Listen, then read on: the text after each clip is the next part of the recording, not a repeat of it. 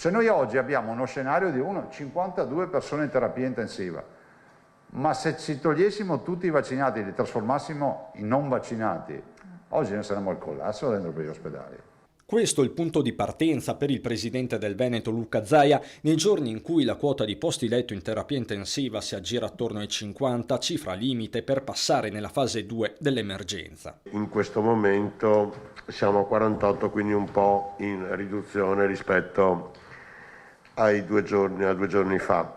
Siamo però intorno ai 50, 50 è il limite che c'è tra la fase di gestione ordinaria e la fase invece emergenziale nella quale è necessario attivare ulteriori posti letto di terapia intensiva. Di questi attuali 48, 32 sono i pazienti intubati, 3 in ossigenazione extracorporea, ma cosa significhi ritornare in fase 2 viene spiegato dallo stesso Rosi in parole semplici, la questione è soprattutto operativa. Quindi attivare quei famosi letti in stand-by che sono lì pronti e che basta aprire la porta, e però oltre ad aprire la porta bisogna anche spostare ovviamente il personale che sta facendo altre attività e in particolare è impegnato nel recupero di tutte quelle prestazioni che sono state rinviate durante l'emergenza. Inevitabile guardare alle ultime curve delle ospedalizzazioni gravi, 2 allo stato attuale, le prospettive. Siamo in un momento estremamente delicato perché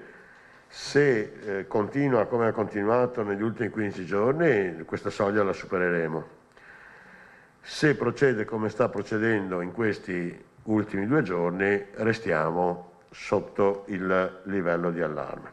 Un conto sono i numeri dei ricoveri, un altro l'identikit dei ricoverati cambiato radicalmente nel corso dei mesi. Lo scorso anno, o anche già all'inizio di quest'anno, come diciamo però verso fine dell'anno scorso, il 70% aveva sopra 70 anni.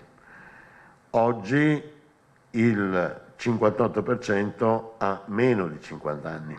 Tra questi, nelle settimane scorse, anche un 21enne ricoverato a Verona in gravi condizioni dopo essere rientrato dalla Spagna, un quadro più in generale che si spiega solo alla luce della vaccinazione di massa e ancora più chiaro se si considera l'evoluzione dal mese di maggio. Se noi guardiamo i pazienti che abbiamo ricoverato dal 1° maggio, che sono 257, di questi 257 quelli che avevano completato il ciclo vaccinale erano 18. Fotografia ancora più realistica se guardiamo ai decessi.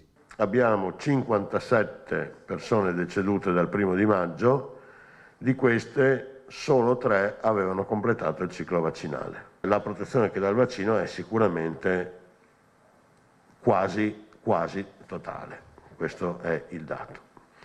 Vi ricordo di nuovo che se avessimo tutti vaccinati avremmo 7 pazienti oggi in terapia intensiva. E quindi anche quei famosi 54 morti ce li saremmo risparmiati.